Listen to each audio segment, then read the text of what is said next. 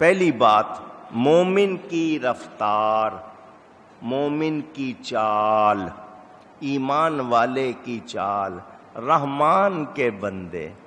یہ جو اکڑ والی چال ہے یہ شیطان کے بندے ہیں. بندے کے معنی غلام بھی ہوتے ہیں، بتا چکا ہوں. رحمان کے بندے زمین پر اکڑ کے چلتے، بولنے پہ ٹیکس ہے. رحمان کے بندے زمین پر اکڑ کر چلتے نہیں، ان کی چال میں نرمی ہوتی ہے، تواضع، عاجزی، انکساری، سادگی. وہ جس کو آپ غرور کہتے ہیں نا، انہیں زور سے پاؤں مارنا، اکڑتے ہوئے اتراتے ہوئے چلنا. جی یہ کیٹ واک ہے، یہ فلانی واک ہے، اس کی کوئی گنجائش. اونچی زمین پر چلو تو آہستہ آہستہ، نرم روی سے. خواہشات کے بندے، نفس کے بندے، اپنے غلام، ان کا یہی حال دیکھو گے. زمین پر چلیں گے اتراتے ہوئے چلیں گے. ایجاد کے لحاظ سے سب اسی کے بندے ہیں رب تعالیٰ کے، مگر اپنا اپنا مزاج بنایا.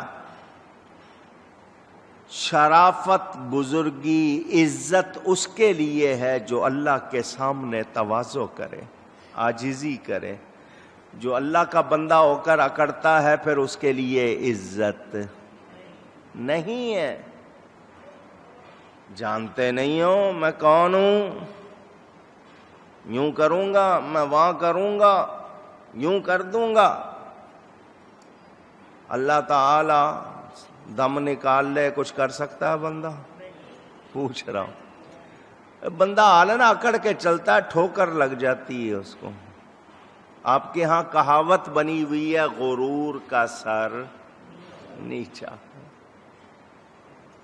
سکھایا بندے کو اکڑ کر نہیں چلنا چاہیے. یہ جو اوصاف ہیں، اوصاف خوبیوں کو کہتے ہیں، وصف کی جمع خوبیاں. یہ رحمان کے بندوں میں دیکھو، ان کے اندر تکبر نہیں ہوگا، عاجزی ہوگی.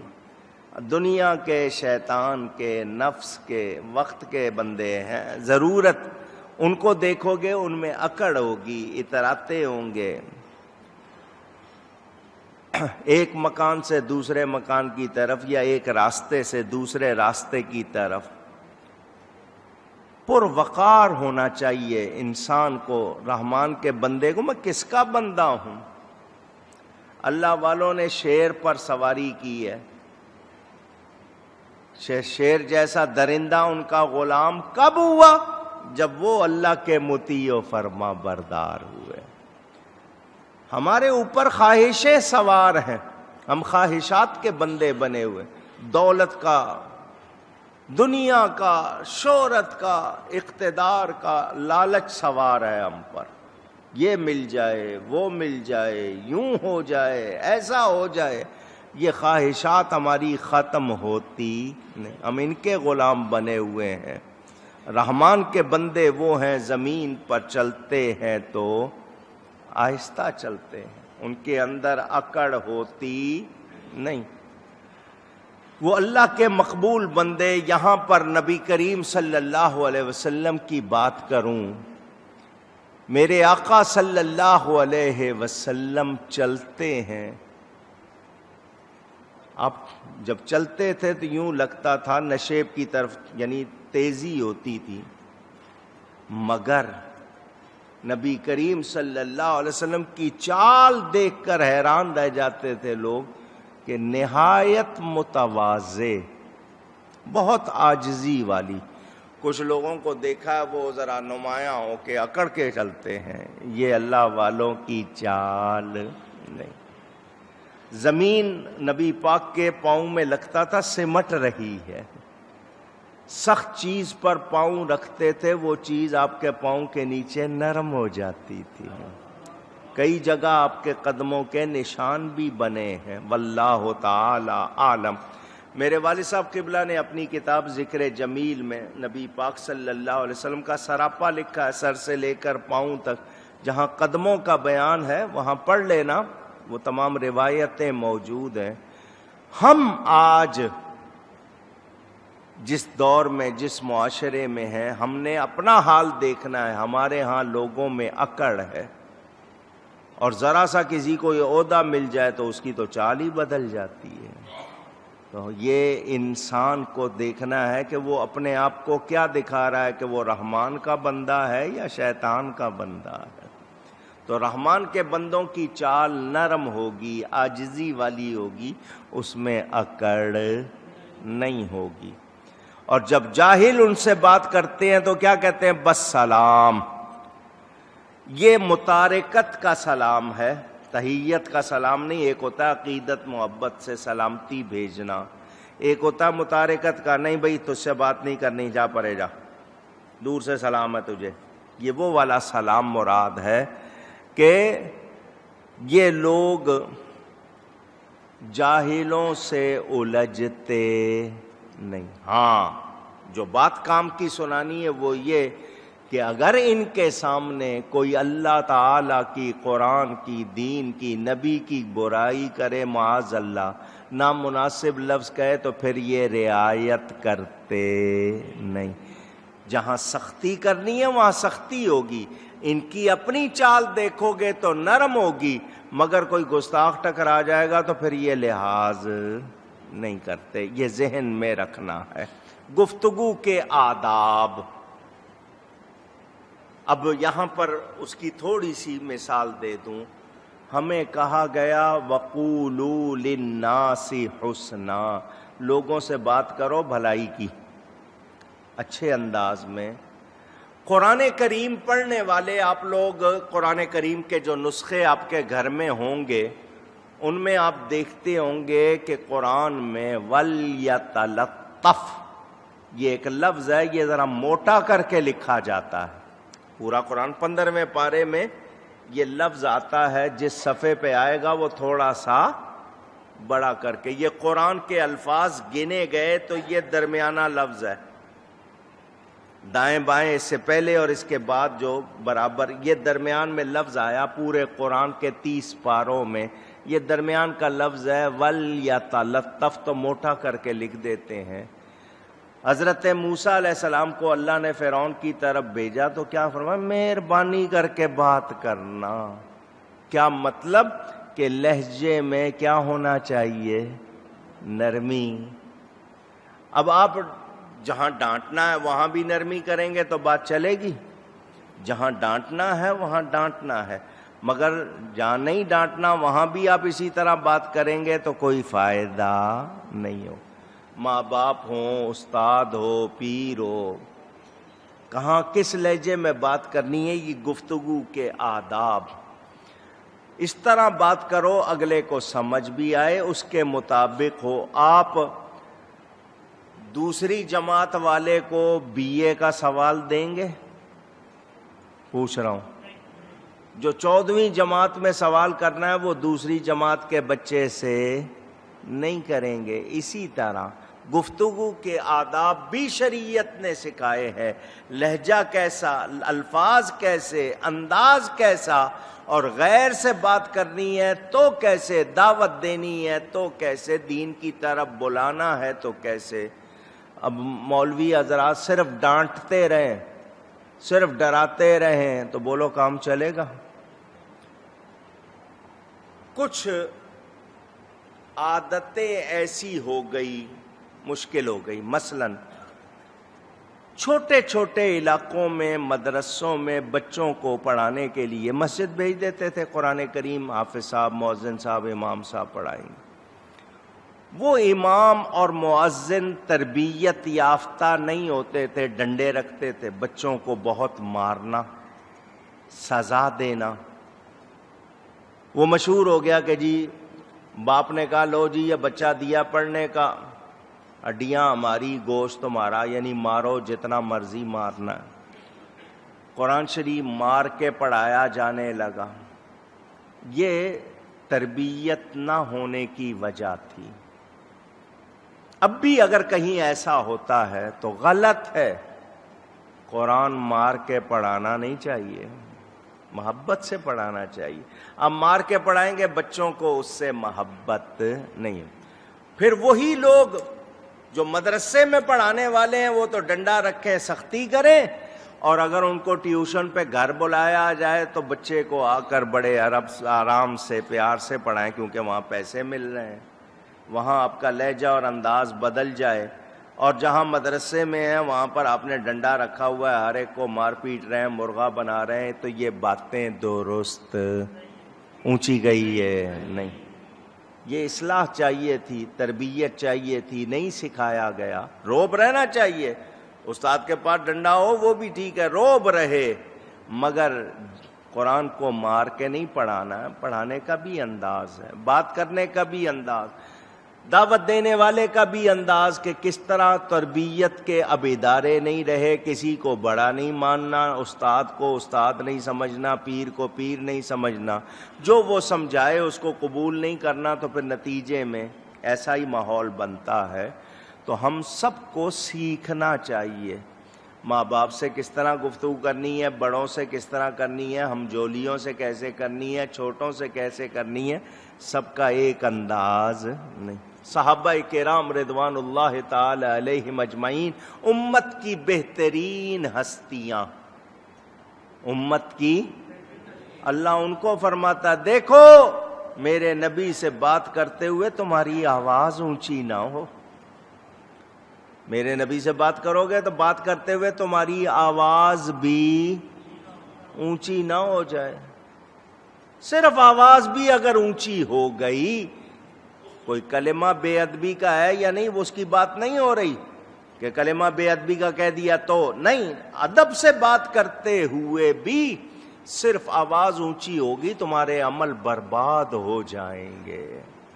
تمہیں پتہ ہی نہیں چلے گا عملوں کی پونجی کب ختم ہو گئی. کیا مطلب؟ مجھے اور آپ کو سکھایا گیا، بتایا گیا کہ ہمیں کیا کرنا ہے، کس طرح کرنا ہے. ہم دھیان ہی نہیں دیتے، پرواہ ہی نہیں کرتے. تو ہم سب کو کوشش کرنی چاہیے، جو ہمارا سمجھنے کے لیے ضروری ہے اس پہ توجہ دینی چاہیے کہ اللہ تعالیٰ نے ہمیں زبان دی ہے، اس زبان کا استعمال کیسے کرنا ہے تو ہمیں غور کرنا ہے، دھیان دینا ہے. اللہ تعالیٰ توفیق دے تو سب سیکھو. اسلام میں ایک ایک چیز کی تفصیل موجود ہے. گفتگو کے بھی آداب سکھائے گئے، ہم نے کبھی سیکھنے کی کوشش، جس طرح چاہ بول، آواز لگانی ہے، کسی کو کسی ایسے نام سے نہ پکارو جو اس کو پسند نہ ہو. کنیت ہے، نک نیم ہے کسی کا، یا ویسے حضور صلی اللہ علیہ وسلم اسی نام سے پکارتے جس سے بندہ پسند کرتا کہ مجھے اس نام سے پکارا جائے. ہمارے ہاں غلط لفظ کرنا اور ان کی آگے اسی طرح تفصیل بنانا، یہ بہت ہی، اور نام بگاڑنا تو ہمارا شاید ہر گھر کا مسئلہ بنا ہوا ہے. تو یہ کرنے کی گنجائش نہیں ہے. تو جب بھی کرنا ہے اچھی طرح کرنا ہے. اور جاہل اگر الجھ جائے تو بحث نہیں کرو، اسے کہو بس تجھے دور سے سلام، اتنی فرصت نہیں ہے کہ تجھ سے بات کریں. چلنا ہے تو وقار کے ساتھ چلنا ہے. تو کیا مطلب آپ کسی کے لیے کراہت اور ناپسندیدگی جو کہتے ہیں نا کہ کوئی آپ کو ناپسند کرے، آپ ایسے نہ بنو، بلکہ ایسے بنو کہ دوسرے کو آپ سے تکلیف. انسان پر سکون، وقار، اطمینان کی کیفیت ہو.